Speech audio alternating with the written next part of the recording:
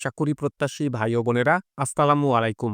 বাংলাদেশ কারা অধিদপ্তর সম্প্রতি 505টি পদের বিশাল একটি সার্কুলার প্রকাশ করেছে। সারা বাংলাদেশ থেকে যোগ্য এবং আগ্রহী নারী ও পুরুষ উভয় প্রার্থী এই সার্কুলারটিতে শুধুমাত্র এসএসসি পাশ করলে আবেদন করতে পারবেন। তো আজকে আমি আপনাদের মাঝে উক্ত সার্কুলারটি সম্পর্কে বিস্তারিত তথ্য প্রদান করব এবং সেই সঙ্গে দেখিয়ে দেব কিভাবে আপনারা এই সার্কুলারটিতে খুব সহজে আবেদন করতে পারবেন। আশা করি ভিডিওটি না কেটে শেষ পর্যন্ত দেখবেন। সেই সঙ্গে আপনি যদি আমার এই চ্যানেলটিতে নতুন হয়ে থাকেন এবং এই ধরনের সার্কুলারগুলো নিয়মিত পেতে চান, অবশ্যই আমার এই চ্যানেলটি সাবস্ক্রাইব করে দিবেন এবং পাশে থাকা বেল আইকনটি চেপে অল বাটনে প্রেস করে দিবেন। তো চলুন কথা না বাড়িয়ে পুরো সার্কুলারটি দেখে নেওয়া যাক।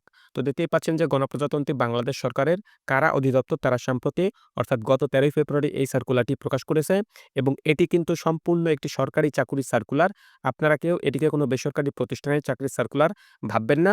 অবশ্যই এটি কিন্তু 100% একটি সরকারি চাকরির সার্কুলার। তো প্রথমেই তারা যে তথ্যটি এখানে উল্লেখ করেছে, কারা অধিদপ্তরের রাজস্ব খাতভুক্ত নিম্ন বর্ণিত শূন্য পদে সরাসরি জনবল নিয়োগের নিমিত্তে পদের পার্শ্বে উল্লেখিত যোগ্যতা সম্পন্ন প্রকৃত বাংলাদেশী নাগরিকদের নিকট হতে নিম্নোক্ত শর্তাধীনে দরখাস্তের আহ্বান করা যাচ্ছে। তো এখানে একটি পদ রয়েছে, তারা ২টি ভাগে ভাগ করেছে। নারী ও পুরুষ ২ প্রার্থীর জন্য ২ ভাগে তারা ভাগ করেছে। ২টিরই পদ একই কারারক্ষী এবং এটি মহিলা কারারক্ষী। বেতন স্কেলও একই রয়েছে, ৯,০০০ থেকে ২১,৮০০ টাকা এবং ২ টির গ্রেডে রয়েছে ১৭। তো পুরুষ প্রার্থী হিসাবে তারা ৩৭৮ জনকে নিয়োগ প্রদান করবে এবং নারী প্রার্থী হিসাবে তারা ১২৭ জনকে এই সার্কুলারটিতে নিয়োগ প্রদান করবে। ২ টি পদের মোট তারা ৫০৫ জনকে নিয়োগ প্রদান করবে। এই ২ টি পদে আবেদন করতে হলে আবেদনকারী শিক্ষাগত যোগ্যতা কোনো স্বীকৃত বোর্ড হতে মাধ্যমিক স্কুল সার্টিফিকেট বা সমমান পরীক্ষায় উত্তীর্ণ হতে হবে।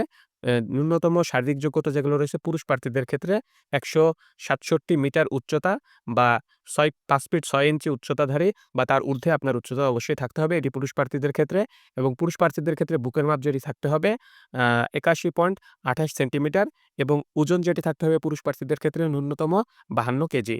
অবশ্যই অবিবাহিত হতে হবে বৈবাহিক অবস্থা। বিবাহিত যদি আপনি হয়ে থাকেন তাহলে কিন্তু এই সার্কুলারটিতে আপনি আবেদন করতে পারবেন না। নারী প্রার্থীদের ক্ষেত্রেও শিক্ষাগত যোগ্যতা একই রয়েছে। কোনো স্বীকৃত বোর্ড হতে মাধ্যমিক স্কুল সার্টিফিকেট বা সমমান পরীক্ষায় উত্তীর্ণ আপনাকে হতে হবে। ন্যূনতম শারীরিক যোগ্যতা যেটি রয়েছে নারী প্রার্থীদের ক্ষেত্রে ১ মিটার বা ৫ ফিট ২ ইঞ্চি বা তার ঊর্ধ্বে আপনার উচ্চতা থাকতে হবে অবশ্যই এবং বুকের মাপ যেটি রয়েছে নারী প্রার্থীদের ক্ষেত্রে ৭৬.৮১ সেন্টিমিটার এবং ওজন যেটি রয়েছে মহিলা প্রার্থীদের ক্ষেত্রে ৪৫ কেজি ন্যূনতম ওজন কিন্তু আপনার থাকতে হবে। ৪৫ কেজির বেশি হলেও কোনো সমস্যা নেই। ৪৫ কেজি যদি নিচে হয়ে থাকে তাহলে কিন্তু আপনি এখানে অকৃতকার্য হয়ে যাবেন এবং নারী প্রার্থীদের ক্ষেত্রেও কিন্তু অবশ্যই অবিবাহিত হতে হবে। বিবাহিত নারী প্রার্থীরা এই সার্কুলারটিতে আবেদন করতে পারবেন না। তো উক্ত সার্কুলারটিতে আবেদনের শর্তাবলী যেগুলো রয়েছে সেগুলো আপনাকে জানতে হবে। অবশ্যই প্রার্থীকে বাংলাদেশের নাগরিক হতে হবে এবং জাতীয় পরিচয়পত্র অথবা জাতীয় পরিচয়পত্রের প্রাপ্তির অনলাইন আবেদনের কপি বা স্লিপ কিন্তু থাকতে হবে। অর্থাৎ যাদের জাতীয় পরিচয়পত্র বা এনআইডি কার্ড রয়েছে তাদের কোনো সমস্যা নাই।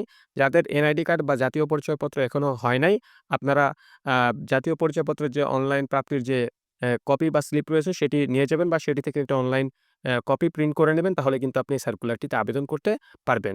প্রার্থীর বয়স যেটি রয়েছে ১৬/৩/২০২৫ তারিখ ধরে অবশ্যই প্রার্থীর বয়স ১৮ থেকে ২১ বছরের মধ্যে হতে হবে। আপনারা ১৬/৩/২০২৫ তারিখ ধরে আপনার বয়সটি আপনি হিসাব করে নিবেন। আপনার বয়সটি ১৮ থেকে ২১ বছরের মধ্যে আছে কিনা। যদি ১৮ থেকে ২১ বছরের মধ্যে আপনার বয়সটি হয়ে থাকে, তবে আপনি এই সার্কুলারটিতে আবেদন করতে পারবেন।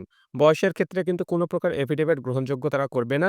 বয়সের প্রমাণক হিসেবে জাতীয় পরিচয়পত্র অথবা জন্ম নিবন্ধন সনদ, এক্ষেত্রে জাতীয় পরিচয়পত্র প্রাপ্তির অনলাইন আবেদনের কপি বা স্লিপ বাধ্যতামূলক থাকতেই হবে। অর্থাৎ জন্ম নিবন্ধন থাকলেও আপনি আবেদন করতে পারবেন, সমস্যা নাই। কিন্তু আপনার যে একটি এনআইডি কার্ডের যে অনলাইন স্লিপ কপি দেওয়া হয় সেটাও কিন্তু আপনার অবশ্যই থাকতে হবে। সরকারি, আধা সরকারি বা স্বায়ত্তশাসিত প্রতিষ্ঠানে কর্মরত প্রার্থীদের যথাযথ কর্তৃপক্ষের মাধ্যমে কিন্তু আবেদন করতে বলা হয়েছে। এছাড়া মৌখিক পরীক্ষার সময় অবশ্যই কর্তৃপক্ষের অনুমতিপত্র কিন্তু প্রদর্শন করতে হবে।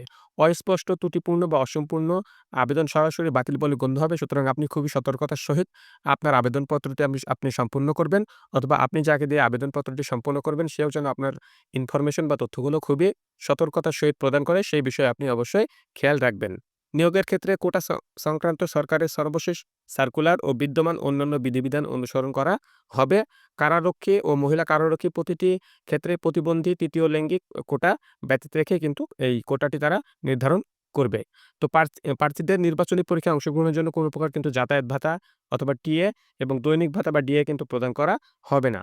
তো বেশ কিছু তথ্য এখানে রয়েছে ধারাবাহিকভাবে যে সকল সরকারি চাকরির সার্কুলারগুলোতে তথ্য রয়েছে সেগুলো এখানে রয়েছে। আপনারা এগুলো ভালোভাবে নিজ থেকে দেখে নিবেন। তো এই নিয়োগ বিজ্ঞপ্তি সংক্রান্ত যেকোনো পরিবর্তন সংশোধন যদি থাকে কারা অধিদপ্তরের নিজস্ব ওয়েবসাইটে পাওয়া যাবে। আপনারা চাইলে www.prison.gov.bd এই ওয়েবসাইটে প্রবেশ করে বিস্তারিত তথ্যগুলো আপডেট তথ্যগুলো জেনে নিতে পারেন। বর্ণিত পদের জন্য আবেদনকারী প্রার্থীর প্রাথমিক শারীরিক যোগ্যতা যাচাই এবং লিখিত ও মৌখিক পরীক্ষায় অংশগ্রহণ করতে হবে। অর্থাৎ প্রথমেই আপনাকে শারীরিক যোগ্যতায় পরীক্ষায় যেতে হবে এবং শারীরিক যোগ্যতায় আপনি যখন উত্তীর্ণ হবেন তখন আপনাকে লিখিত পরীক্ষার জন্য তারা সিলেক্টেড করবে এবং আপনি যখন লিখিত পরীক্ষায় উত্তীর্ণ হবেন তখন আপনাকে তারা মৌখিক বা ভাইভা পরীক্ষায় কিন্তু নিয়ে যাবে। শারীরিক যোগ্যতা যাচাই এবং লিখিত মৌখিক পরীক্ষায় গ্রহণের তারিখ, সময় ও স্থান পরবর্তীতে কিন্তু আপনাকে মোবাইলে এসএমএস এর মাধ্যমে তারা জানিয়ে দিবে। এছাড়া এ সংক্রান্ত তথ্য কারা অধিদপ্তরের যে ওয়েবসাইট রয়েছে কারা অধিদপ্তরের সেই ওয়েবসাইটেও আপনারা পাবেন। কেবলমাত্র প্রাথমিক শারীরিক যোগ্যতা যাচাই পরীক্ষায় উত্তীর্ণ প্রার্থীরাই লিখিত পরীক্ষায় এবং লিখিত পরীক্ষায় উত্তীর্ণ প্রার্থীগণ মৌখিক পরীক্ষায় অংশগ্রহণ করতে পারবেন।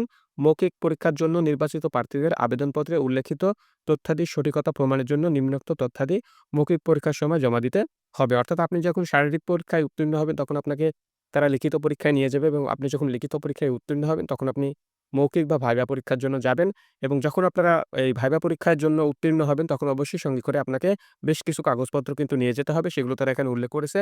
যেমন আপনার যে সার্টিফিকেটগুলো রয়েছে বা সনদগুলো রয়েছে সেগুলোর মূল কপি আপনি নিয়ে যাবেন অবশ্যই।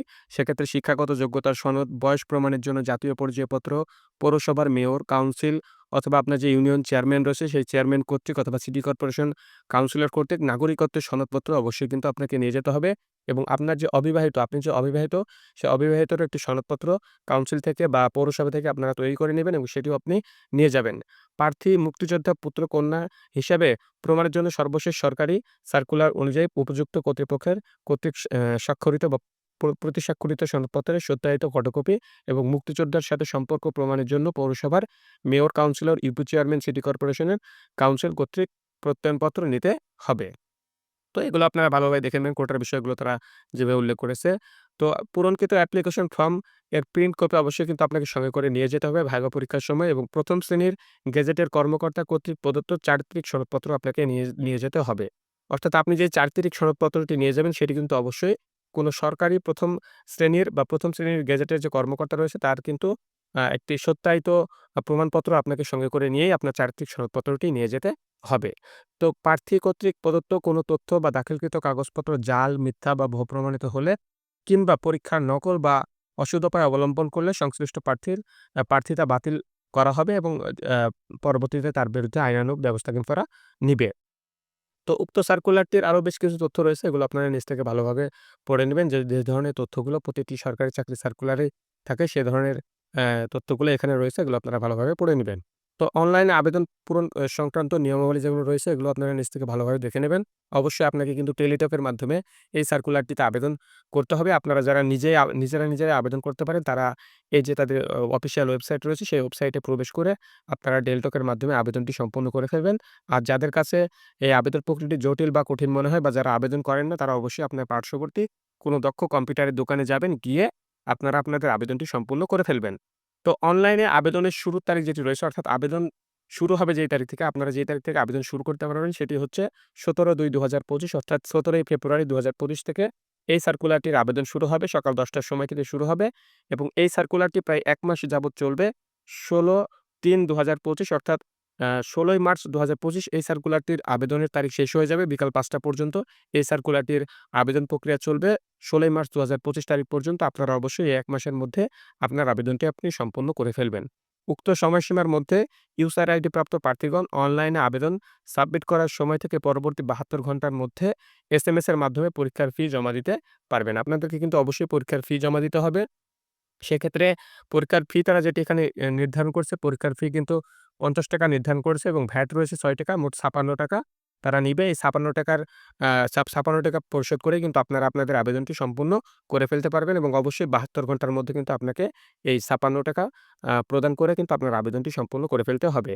এখানে আবেদনের নিয়মাবলী রয়েছে এগুলো আপনারা নিজ থেকে ভালোভাবে দেখে নেবেন যে কিভাবে আপনাদেরকে আবেদন করতে বলা হয়েছে। এর নিচে এ ধরনের একটি ফরম্যাটও তারা দিয়ে দিয়েছে যে আপনারা ১ম এ কি টাইপ করবেন এবং কিভাবে আপনারা আ প্যা কোন অপশনে যাবেন, যাওয়ার পরে আপনারা এই যে 160 নাম্বারে আপনার মেসেজটি সেন্ড করবেন। পুরো তথ্য এখানে বিস্তারিতভাবে দেওয়া রয়েছে। আপনারা যদি নিজ থেকে আবেদন করেন অবশ্যই সেই তথ্যগুলো আপনারা দেখে নিবেন। সেই ফর্মালিটিস গুলো আপনারা দেখে নিবেন। দেখে নেওয়ার পরে আপনারা সেইভাবে আপনাদের আবেদনটি আপনি সম্পূর্ণ করে ফেলবেন। এছাড়া আপনার কাছে আবেদন প্রক্রিয়াটি আমি আবারও বলতেছি, যদি জটিল মনে হয় বা কঠিন মনে হয় আপনি কোনো পার্শ্ববর্তী দক্ষ কম্পিউটারের দোকানে যাবেন। যারা এ ধরনের সরকারি চাকরির সার্কুলারে আবেদন করে থাকে তাদের কাছে যাবেন। যাওয়ার পরে আপনি আপনার আবেদনটি সম্পূর্ণ করে ফেলবেন। তো এই সার্কুলারটি তাদের অফিসিয়াল ওয়েবসাইটে প্রকাশ করা হয়েছে। আপনারা কারারক্ষীর যে অফিসিয়াল ওয়েবসাইটটি রয়েছে, যেখানে রয়েছে www.prison.gov.bd, আপনারা যদি এই ওয়েবসাইটে যান তাহলে কিন্তু আপনারা এই সার্কুলারটি পেয়ে যাবেন। সেখান থেকে আপনারা এই সার্কুলারটি সংগ্রহ করতে পারেন, বিস্তারিত তথ্য জেনে নিতে পারেন। তাছাড়া সাপ্তাহিক যে চাকরির আ খ চাকরির যে পত্রিকা বের হয়, সেই সাপ্তাহিক চাকরির পত্রিকাতেও কিন্তু আপনারা এই সার্কুলারটি পেয়ে যাবেন। আপনারা চাইলে সেখান থেকেও সেই পত্রিকাটি সংগ্রহ করতে পারেন এবং এই সার্কুলারটি সম্পর্কে বিস্তারিত তথ্য জেনে নিতে পারেন। আপনি আপনার আবেদনটি সম্পূর্ণ করে ফেলতে পারেন। এছাড়া যারা অনলাইনে বা গুগলে এই চাকরির সার্কুলারটি দেখতে চান, তারা আমার ডেসক্রিপশন বক্সে যাবেন। আমি একটি লিঙ্ক দিয়ে দেবো। আপনারা চাইলে সেই লিঙ্কে প্রবেশ করেও এই সার্কুলারটি সম্পর্কে বিস্তারিত তথ্য জেনে নিতে পারেন, দেখে নিতে পারেন এবং আপনার আবেদনটি আপনি সম্পূর্ণ করে ফেলতে পারেন। তো আপনাদের সবার জন্য শুভকামনা রইলো। আজকের এই ভিডিওটি এ পর্যন্তই। সবাই ভালো থাকবেন। আল্লাহ হাফেজ।